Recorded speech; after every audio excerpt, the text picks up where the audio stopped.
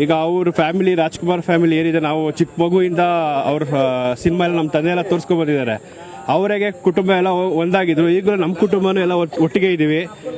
ನಮ್ಮ ಅಕ್ಕಪಕ್ಕ ಇರೋರಿಗೆ ಗೊತ್ತು, ನಾವೆಲ್ಲ ಅಣ್ಣ ತಮ್ಮದಿರು. ಈಗಲೂ 25-50 ಜನ ಇದ್ದೀವಿ ನಮ್ಮ ಫ್ಯಾಮಿಲಿಯಲ್ಲಿ. ಈಗಲೂ ಅದೇ ಥರ ಒಂದಾಗಿದ್ದೀವಿ. ಅವ್ರು ಯಾವ ಥರ ಹೇಳ್ಕೊಟ್ಟಿದ್ದಾರೆ, ಎಲ್ಲರೂ ಚೆನ್ನಾಗಿರಬೇಕು, ಎಲ್ಲರೂ ಖುಷಿಯಾಗಿರಬೇಕು, ನಮ್ಮ ಕೈಲಿ ಆದಷ್ಟು ಸಹಾಯ ಮಾಡಬೇಕು. ಅದು ಈಗಲೂ ಮಾಡ್ತಾ ಇದೀವಿ, ಅದು ಮುಂದೆನೂ ನಡ್ಕೊಂಡು ಹೋಗ್ತಾ ಇರುತ್ತೆ. ಅಪ್ಪು ಸತ್ತಿಲ್ಲ ನನ್ನ ಪ್ರಕಾರ. ನಾನು ಇದುವರೆಗೂ ಸಮಾಧಿ ಹತ್ರ ಹೋಗಿಲ್ಲ, ಯಾಕಂದರೆ ನನಗೆ ಅವ್ರು ಸತ್ತಿದ್ದಾರೆ ಅಂತಲೇ ಅನಿಸಿಲ್ಲ. ನಾನು ಹೋಗೋದು ಇಲ್ಲ ಅಲ್ಲಿಗೆ, ನನಗೆ ಯಾವಾಗಲೂ ಬದುಕಿದ್ದಾರೆ. ಸೊ ಅದೇ ಥರ ಈಗಲೂ ಎಲ್ಲ ಹೊರಗಡೆ ದೇಶಕ್ಕೆ ಯಾವುದೋ ಶೂಟಿಂಗ್ ಹೋಗಿದ್ದಾರೆ ಅಂತ ತಿಳ್ಕೊಂಡು ನಾನು ಹಾಗೆ ಇದು ಮಾಡ್ತಾ ಇದ್ದೀನಿ. ಅವ್ರೇನು ಜೀವನದಲ್ಲಿ ಹೇಳ್ಕೊಟ್ಟಿದ್ದಾರೆ, ಎಲ್ಲರೂ ಖುಷಿಯಾಗಿರಬೇಕು, ನಮ್ಮ ಕೈಲಿ ಎಷ್ಟು ಸಾಧ್ಯವಾಗುತ್ತೋ ಅಷ್ಟು ಒಳ್ಳೇದು ಮಾತ್ರ ಬಯಸಿ, ಯಾರೂ ಕೆಟ್ಟದ್ದು ಬಯಸ್ಬಿಡಿ. ನಾನು ಈಗಲೂ ಅದೇ ಥರ ಯಾರೂ ಕೆಟ್ಟದ್ದು ಬಯಸಕ್ಕೆ ಹೋಗಲ್ಲ. ನನ್ನ ಕೆಲವಾದರೆ ಒಳ್ಳೇದು ಮಾಡ್ತೀನಿ, ಇಷ್ಟ ಆಗಲಿಲ್ಲ ಅವ್ರ ದಿನ ದೂರ ಬಂದುಬಿಡ್ತೀನಿ. ನಾ ಕೆಟ್ಟದ್ದು ಹೇಳಲ್ಲ, ಏನೂ ಮಾಡೋಕ್ಕೋಗಲ್ಲ.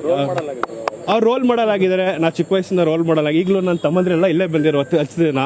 ಈಗ ಅವ್ರು ಯಾವ ಥರ ಒಟ್ಟಿಗೆ ಇದ್ರು, ಶಿವಣ್ಣ, ರಾಘಣ್ಣ, ನಾವು ಈಗಲೂ ಒಂದೇ ಥರ ಇದ್ದೀವಿ. ನಾವು ಎಲ್ಲೋದ್ರೂ ಒಟ್ಟಿಗೆ, ಅಣ್ಣ ತಮ್ಮದಿರು ಒಟ್ಟಿಗೆ ಹೋಗ್ತೀವಿ.